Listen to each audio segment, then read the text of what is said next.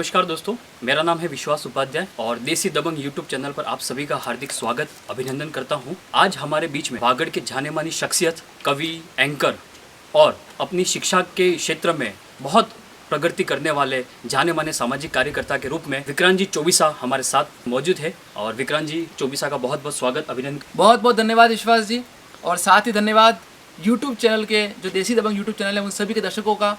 आपने आज मुझे बुलाया, उसके लिए आप सभी का बहुत बहुत धन्यवाद। सबसे पहला जो हमारा जो सवाल है वो ये है कि आप साहित्य के क्षेत्र में काफ़ी उन्नति कर चुके हैं और पूरे वागड़ प्रदेश में आपका बहुत बेहतरीन नाम है। तो मैं ये जानना चाहता हूँ और इस चैनल के माध्यम से हमारे दर्शक भी ये जानना चाहते हैं कि ये जो आपका सफ़र है, ये शुरुआती सफ़र कहाँ से शुरू हुआ, जरा आप थोड़ा बताइए। वैसे तो बचपन से मुझे कविताओं का, साहित्य का मुझे शौक़ है और क्लास 3rd के अंदर पहली कविता मैंने याद कर ली थी, ये मुझे अच्छे से पता है।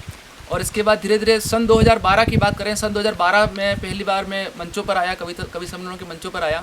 कविताएं लिखना, स्टेज परफॉर्म करना और लोगों को हंसाना, ये मेरे शुरू से हॉबी रही है, मुझे मेरा शौक भी रहा है और मुझे बहुत अच्छा भी लगता है कविता लिखना। जब भी फ्री होता हूँ, अकेला होता हूँ तो कविताएं लिखता हूँ और बस इस तरह सफ़र चल रहा है। अनवरत लगभग मुझे अभी 10 साल लगभग हो गए कवि सम्मेलनों के मंचों पर और कविता लिखते हुए। आपकी जो पहली कविता थी वो उसका शीर्षक क्या था, अगर आपको याद हो तो आप बता सकते हैं। पहली कविता जहाँ तक मुझे याद आ रहा है सन 2000, प्रोफेशनल बात करें हम तो 2007 के अंदर पहली कविता मेरी लॉन्च हुई थी और आई थिंक बादल नाम था उस कविता का। चल रही है वो कविता आजकल, मैं कभी कभी बहुत कम बात करता हूँ उस कविता पर, लेकिन बहुत अच्छी लगती है मुझे वो कविता। ये मेरी पहली कविता थी जो प्रोफेशनल रूप से देखा जाए तो 2007 के अंदर आई थी। इससे पहले छोटी छोटी शायरियाँ, छोटे छोटे मुक्तक मैंने लिखे थे जो अपने लिए लिखे थे, लेकिन जब मैंने लोगों पे, मंचों पे शुरू किया, लोगों के लिए वो लिखना शुरू किया तो 2007-8 के आसपास मेरी पहली कविता आई थी और मंचों पे मैंने उसको 2012 में गाया था। कि आप इतिहास के बारे में भी काफ़ी रुचि रखते हैं, तो इतिहास में आपकी रुचि कैसे बढ़ी और थोड़ा उसके बारे में भी आप बता दें। अब इतिहास विषय के बारे में आपने हमसे पूछा है। इतिहास विषय मेरा शुरू से ही पसंदीदा विषय रहा है। लिटरेचर और इतिहास, साहित्य और इतिहास मेरे पसंदीदा विषय रहे हैं, शुरू से रहे हैं। और जब मैंने चाणक्य को पढ़ा, चंद्रगुप्त को पढ़ा, गुप्त साम्राज्य पढ़ा, मौर्य साम्राज्य पढ़ा, इसके बाद जो पूरा राजपूत काल पढ़ा, उससे पहले का भी पूरा मैंने पढ़ा और डिस्कवरी ऑफ इंडिया के बारे में थोड़ा बहुत मुझे नॉलेज मिला। तो मुझे बहुत अच्छा लगता है इतिहास के बारे में पढ़ना, इतिहास के बारे में जानना। हर बार कुछ ना कुछ इतिहास के बारे में नया नया जानने की कोशिश करता हूँ और ये कोशिश करता हूँ कि मुझे कुछ ना कुछ नई जानकारी इतिहास के बारे में मिलती रहे। ये शौक़ अच्छा है, चाहे वो साहित्य का हो, इतिहास का हो। और आप विभिन्न सामाजिक कार्यकर्ता के रूप में भी प्रसिद्ध हैं और समाज के और बहुत सारे इन कार्यक्रमों में आपकी सक्रिय भूमिका रहती है और बहुत सारे विभिन्न पदों पर भी आप अभी फ़िलहाल काम सेवाएं दे रहे हैं। तो आपको ये जो सामाजिक जीवन के अंदर सक्रिय भूमिका निभाने की प्रेरणा आपको किन से मिली? सामाजिक कार्यकर्ता के रूप में बात करें तो पहले तो मैं मंचों पे था, एज ए एंकर मैं आया मंचों पर, फिर कवि सम्मेलन पे गया, फिर धीरे धीरे जब जीवन के पड़ाव शुरू हुए, जैसे जैसे आगे बढ़ते गए, इसके बाद मुझे यह अनुभव हुआ कि चाहे जीवन का कैसा भी पहलू हो, लेकिन अगर आपने दूसरों के लिए कुछ नहीं किया जीवन में, अगर आपने दूसरों के लिए कुछ भी नहीं किया, अगर आपने उनकी सेवा नहीं की, आपने उनकी मदद नहीं की, तो ये जीवन ही व्यर्थ है। इसी प्रेरणा से मैं सामाजिक कार्यकर्ता, आप मुझे कह सकते हैं, वैसे हूँ तो नहीं, लेकिन कह सकते हैं कि समाज के बारे में कुछ ना कुछ, कहीं ना कहीं जहाँ पे जिस तरह से हो सके मैं मदद करता रहता हूँ और मेरे पूरी टीम भी, मैं कोशिश करता हूँ कि वो पूरी टीम मदद कर सके और चलता रहता है। अभी फ़िलहाल मेरे पास 2 पद हैं, अखिल भारतीय ब्राह्मण परिषद युवा जिला अध्यक्ष डूंगरपुर और साथ ही साथ सांस्कृतिक मंत्री चौबीसा समाज डूंगरपुर। यह 2 पद फिलहाल मेरे पास हैं।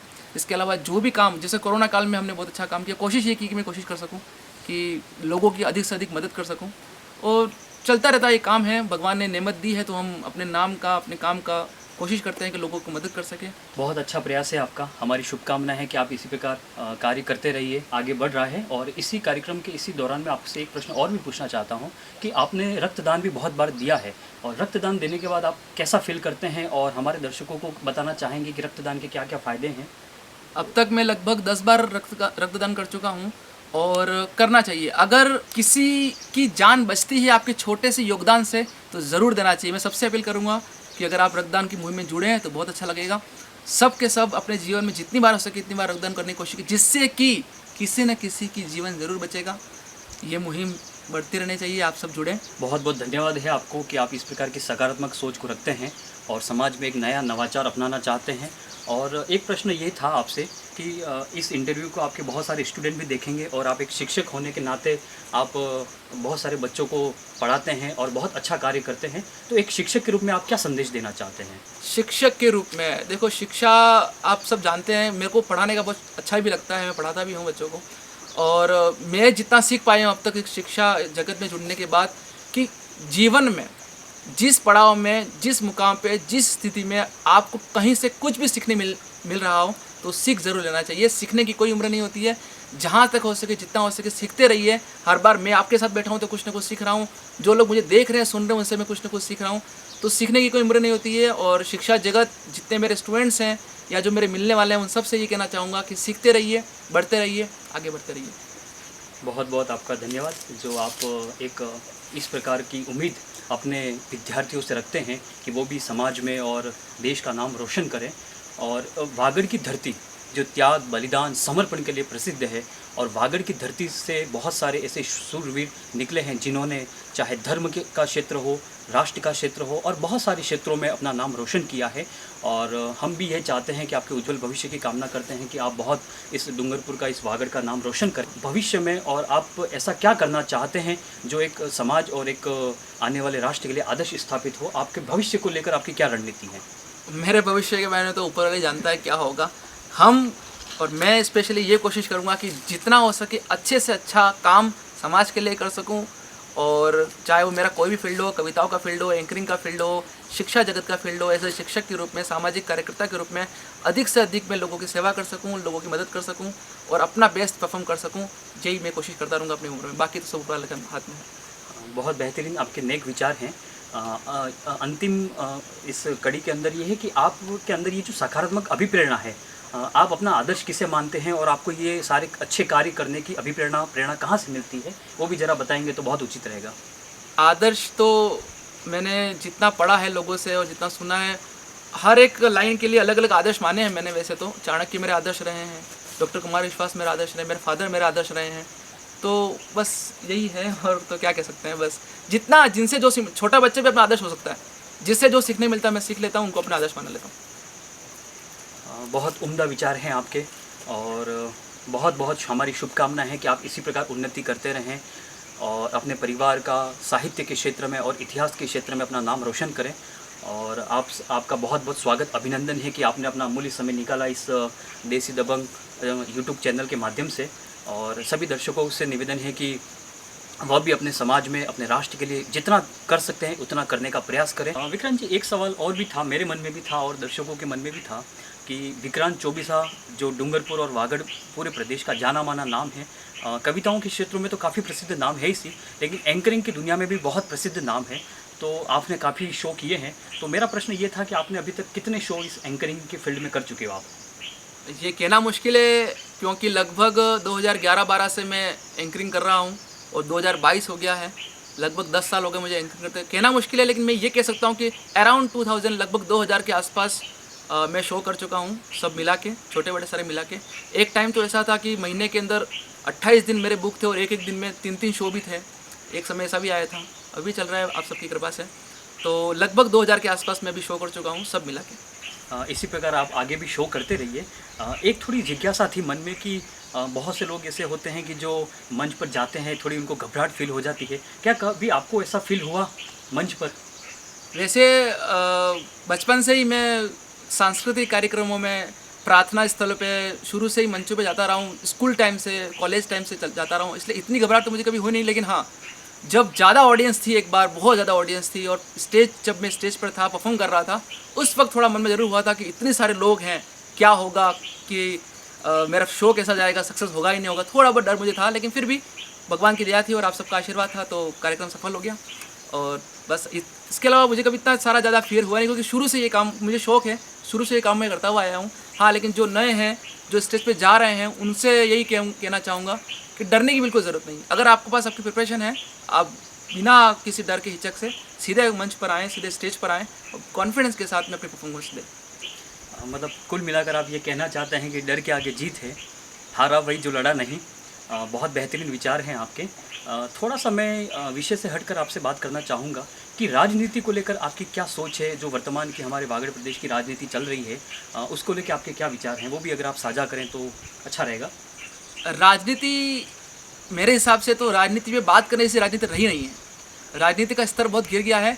जितने भी राजनीति के लोग हैं, मैं उनसे निवेदन करूं, उनसे अपील करूं कि राजनीति का जो स्तर है, जो एक अच्छी राजनीति जिसे कह सकते हैं हम, कि अगर दो राजनेता अलग अलग विचारधारा के और साथ पे एक टेबल पे बैठ के खाना खा सकें, आपस में शत्रुता भूलकर, ऐसी राजनीति, स्वच्छ राजनीति होनी चाहिए और देश की उन्नति के लिए राजनीति होनी चाहिए, न कि अपने स्वार्थ के लिए। ये मैं राजनीति के बारे में कहना चाहूँगा। बहुत अच्छे विचार हैं आपके राजनीति के बारे में। अगर कुल मिलाकर कहें तो ये कहना चाह रहे हैं कि आप कि धर्म की राजनीति नहीं होनी चाहिए, राजनीति में धर्म होना चाहिए। बहुत अच्छे विचार हैं आपके। और जो साहित्य में आपकी काफ़ी रुचि है, तो आपका कोई पसंदीदा लेखक होगा, राइटर होगा, जिनसे आप काफ़ी प्रेरणा प्राप्त करते होंगे, तो उनके बारे में भी आप बताइए। साहित्य के मामले में कहें, मेरा पसंदीदा राइटर या मेरे पसंदीदा जो लेखक हैं, शुरू से ही, स्टार्ट से ही जो रहे हैं, वो मुंशी प्रेमचंद रहे हैं। इन्हें बहुत पढ़ा है मैंने और पढ़ रहा हूँ। इसके अलावा गुरुदेव रविंद्रनाथ टैगोर पढ़ता हूँ, विलियम वर्ड्सवर्थ पढ़ता हूँ, विलियम शेक्सपियर पढ़ता हूँ। इनके जितना हो सके कोशिश करता हूँ कि इनको पढ़ सकूँ, क्योंकि मेरे सब पसंदीदा हैं सारे। विशेष रूप से मुंशी प्रेमचंद की लगभग 22 कहानियाँ मुझे मुद्दवानी याद हैं और बस कारवां चल रहा है। मुंशी प्रेमचंद जो हिंदी साहित्य का एक ऐसा हस्ताक्षर है जो शायद सदियों सदियों तक चिरस्थायी है। उनकी कहानियाँ बचपन में हमने भी काफ़ी पढ़ी हैं, हम भी काफ़ी प्रेरणा लेते थे उनसे। और ज़रा आपकी हॉबी के बारे में बताइए कि आप इसके अलावा भी आप क्या क्या करना पसंद करते हैं और क्या क्या करते हैं। हॉबी तो वैसे मेरी दोस्तों के साथ में घूमना, कविताएं लिखना, स्टेज परफॉर्म करना, ये मेरी स्पेशल, जो मुझे अच्छा लगता है, ये मेरी हॉबी है। इसके अलावा खेल मुझे पसंद है और बस यही विशेष रूप से मेरी हॉबी है, यही सारी। चलो बहुत अच्छे हैं। थोड़ा धर्म के बारे में भी आपसे चर्चा हम करेंगे, अवश्य करेंगे, कि आप भी वैदिक परंपरा के ब्राह्मण हैं और वैदिक साहित्य को आप जीते हैं, समझते हैं, समझाते हैं। तो धर्म के बारे में आपकी क्या विवेचना है, क्या व्याख्या है। धर्म के बारे में अगर हम बात करें तो दोस्तों, आजकल अगर धर्म के बारे में कोई बात करता है तो वो बात सीधे सीधे विरोधाभास में चली जाती है। लेकिन मैं कहना चाहता हूँ, दुनिया के सारे धर्म केवल एक ही बात सिखाते हैं और वो है दूसरों की मदद करना, इंसानियत को आगे लाना। सारे धर्म, चाहे वो हिंदू हो, मुस्लिम हो, सिख हो, ईसाई हो, है ना, कोई भी धर्म हो, अगर वो सारे धर्म जो है वो एक ही बात सिखाते हैं, वो ये सिखाते हैं कि आप जो भी आपसे लग रहा है कि आपसे कमज़ोर है, आप उसकी मदद करें किसी न किसी रूप में। यही मेरा धर्म के प्रति मानना है। बहुत अच्छे विचार हैं और आपके जैसे विचार सभी लोग अपनाएं तो शायद ये जो बैर भाव, ईर्ष्या, द्वेष, ये जो सारे हैं, ये सब कुछ दुख दर्द हट जाएंगे और मनुष्य मानवता को धर्म मान लेगा तो भारत फिर विश्व गुरु बन जाएगा। अंतिम में मैं ये कहना चाहूँगा कि आपके लिए ऐसा कोई पैलेस होगा जो आप बहुत पसंदीदा होगा, आप जहाँ पर जाना अक्सर लाइक करते होंगे उस स्थान जहाँ हम बैठे हुए हैं। प्राकृतिक चीज़ें मुझे बहुत अच्छी लगती है, फॉरेस्ट एरिया, जंगल एरिया, है ना, जहाँ पे बहुत अच्छे से पेड़ पौधे हों। आज हमने ये प्लेस लिया, बहुत अच्छा प्लेस है, नाइस प्लेस। तो विशेष रूप से मुझे जो प्राकृतिक प्लेसेस होते हैं वो मुझे बहुत अच्छे आकर्षित भी करते हैं और अच्छे भी लगते हैं। इसके अलावा हिस्टोरिकल प्लेसेस जो होते हैं वो भी मुझे अच्छे लगते हैं। जैसे हिस्टोरिकल पैलेस में जैसे मैं आपसे कोई नाम पूछूं तो आप क्या बताना पसंद करेंगे। वैसे तो जो किले होते हैं, पुराने जो ओल्ड पैलेसेस हैं, जैसे डूंगरपुर का जूना महल है ना, मेहरानगढ़ है, तो ये जो किले हैं वो मुझे अच्छे लगते हैं। इसके अलावा फॉरेस्ट एरिया जो है वो मुझे बहुत अच्छा लगता है। चलिए, बहुत अच्छा रैपिड राउंड रहा है। एक प्रश्न था मेरे दिमाग में जो शायद लगभग सब जानना चाहेंगे, थोड़ा सा आपका पर्सनल व्यक्तिगत जीवन से जुड़ा हुआ है। हम चाहेंगे आप यस और नो में केवल जवाब दीजिएगा। क्या आपको कभी किसी से प्यार हुआ है क्या।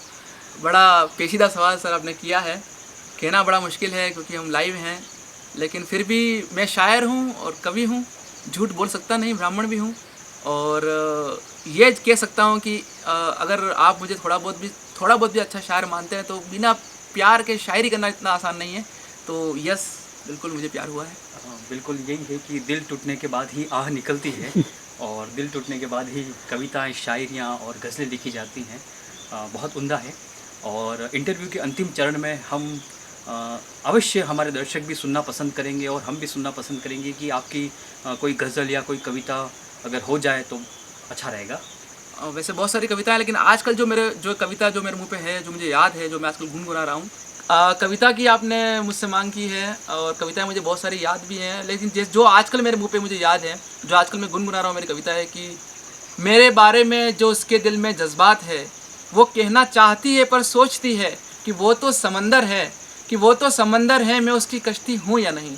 मेरे बारे में जो उसके दिल में जज्बात है, वो कहना चाहती है पर सोचती है वो तो समंदर है, मैं उसकी कश्ती हूँ या नहीं। तपती गर्मियों में, फैलती गर्मियों में तपती धूप के बाद, फैलती गर्मियों में तपती धूप के बाद पड़ने वाली पहली बारिश, और उस बारिश में सौंधी खुशबू देती, मैं वो मिट्टी हूँ या नहीं।